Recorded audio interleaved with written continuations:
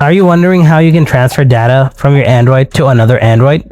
Whether this is Samsung, Xiaomi, or another. In this video, I'm going to show you how you can transfer your valuable data easily without any cable connection. So let's get started. First, make sure both devices are connected to the same Wi-Fi. To make this process easy, you need an app called Samsung Smart Switch Mobile on both devices. Just go to the Play Store and search for Samsung Smart Switch Mobile and install it. Install it on the other phone too. When it's done, open the app. Now, from here, you want to send data. Tap on Send, and on the other device, tap on Receive. Now, on the receiver phone, select the source, like I'm choosing Galaxy or Android. Now select the sending method.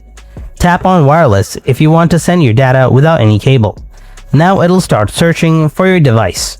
Once you've found your device, on the sender's phone, it'll ask for permission. Tap on Allow to give access. Then on your old phone, it'll show a QR code. Scan it with your new phone and it'll be connected. Now choose the file you want to send and send it, and you're done. So that's how you can transfer data easily without any cable.